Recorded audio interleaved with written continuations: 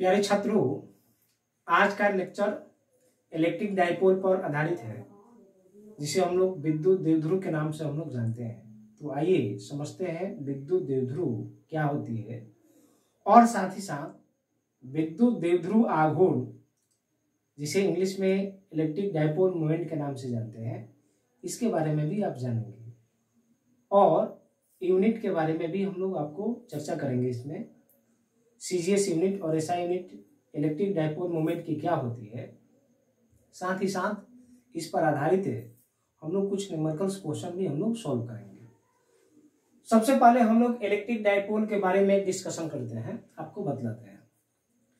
Electric dipole बच्चों, electric dipole में दो चार्ज लेते हैं और दोनों चार्ज का जो नेचर होता है, नेचर बोलने का मतलब एक पॉजिटिव चार्ज यानी कि ऋणात्मक धनात्मक, तो इसमें दो चार्ज लेते हैं।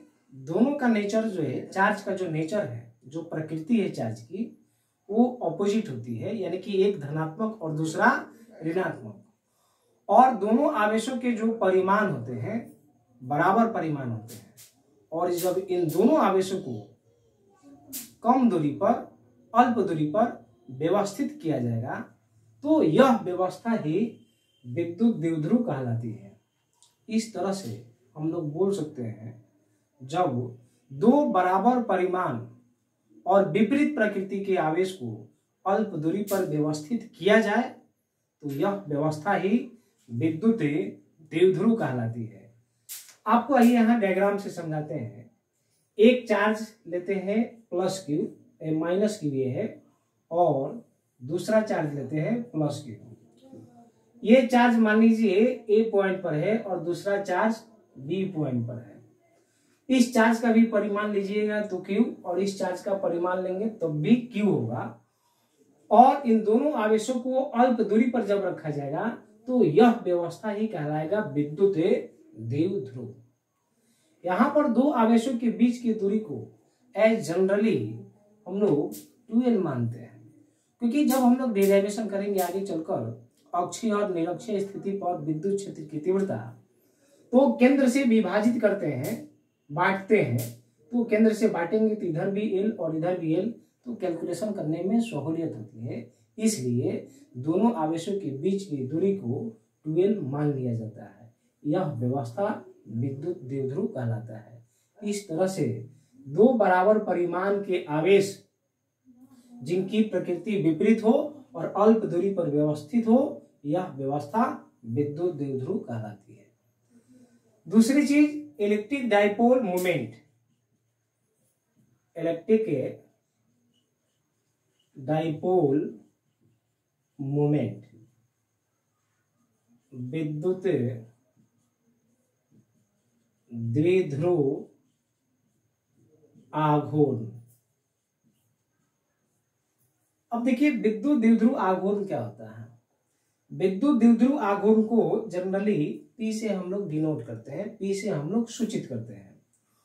और विद्युत द्विध्रुव आघूर्ण के लिए हम लोग बोलते हैं, इन दोनों आवेशों में से किसी एक आवेश के परिमाण और दोनों आवेशों के बीच की दूरी की जो गुणनफल होती है उसे ही विद्युत द्विध्रुव आघूर्ण बोलते हैं।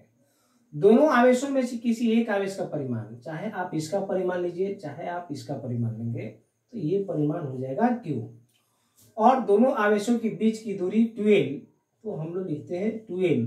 इस तरह से द्विध्रुव आघूर्ण की प्राप्ति होती है और ये हम लोग एक्सप्रेशन लिखते हैं P बराबर Q इंटू 2L। अब इसका डायरेक्शन जो है, ये द्विध्रुव आघूर्ण इस तरह से दिखाए हैं, इसकी डायरेक्शन यानी कि इसका जो दिशा होता है ऋणात्मक आवेश से धनात्मक आवेश की तरफ होता है। ध्यान में रखना है, ऋणात्मक आवेश से धनात्मक आवेश की तरफ होता है। और विद्युत द्विध्रुव आघूर्ण एक सदिश राशि है। इस तरह से सदिश रूप में आप लिखेंगे, सदिश रूप में, तब हम लोग लिख पाएंगे P बराबर Q इंटू, और ये हो जाएगा 2L, और इस पर हम लोग वेक्टर देते हैं। तो इस तरह से सदिश रूप में हम लोग लिख पाते हैं। आइए हम लोग यूनिट का बात करते हैं, विद्युत द्विध्रुव आघूर्ण का। एसआई यूनिट विद्युत द्विध्रुव आघूर्ण का एसआई यूनिट, देखिए बच्चों P बराबर फॉर्मूला होता है Q इंटू 2L। ये चार्ज है तो चार्ज का एसआई यूनिट कूलाम, और ये लेंथ है तो इसका हो जाएगा मीटर, यानी कि कूलाम मीटर एसआई यूनिट होता है विद्युत द्विध्रुव आघूर्ण का। ये हो जाएगा कूलाम मीटर। सी को कैपिटल से लिखेंगे और एम को जो है स्मॉल से लिखेंगे। आपको ध्यान रखना है, जो साइंटिस्ट के नाम पर आता है उसे हम लोग कैपिटल लेटर से लिखते हैं, और जो नहीं होता है उसे हम लोग स्मॉल से। तो ये कूलाम मीटर हो गया विद्युत द्विध्रुव आघूर्ण का एसआई मात्रक। सीजीएस मात्रक है ये। यहां देखिए ये सीजीएस मात्रक विद्युत द्विध्रुव आघूर्ण का क्या होता है, इसे डेबाई कहा जाता है। ये होती है डेबाई, सीजीएस यूनिट होता है डेबाई, ये साइंटिस्ट के नाम पर है। और बच्चों एक कूलाम मीटर बराबर होता है 3 गुने 10 के पावर 29 डेबाई होता है। तो आपको ये डेटा जो है आपको याद रखनी चाहिए कि एक कूलाम में कितना डेबाई होता है, तो 3 गुने 10 के पावर 29 डेबाई।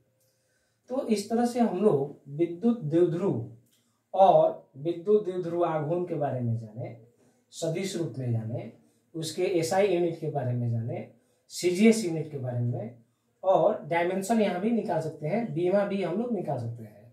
आइए बीमा की बात करते हैं।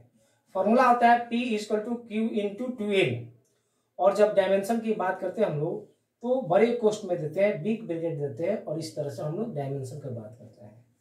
चार्ज है तो चार्ज का डायमेंशन होता है 80, और ये लेंथ है तो लेंथ के लिए हो जाएगा L। इस तरह से इसका डायमेंशन को हम लोग लिख पाएंगे ATL। तो ये विद्युत द्विध्रुव आघूर्ण का बीमा की प्राप्ति हो गई। आइए कुछ हम लोग जो है इसके आधार पर न्यूमेरिकल क्वेश्चन को हम लोग सॉल्व करते हैं।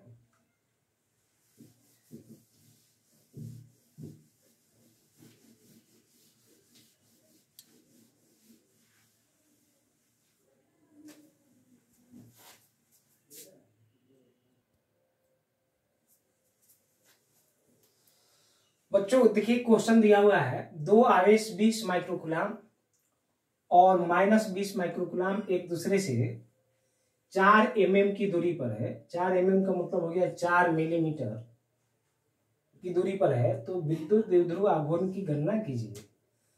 देखिए ये जो आवेश है और यह जो आवेश है इसको दो तरह से लिखते हैं।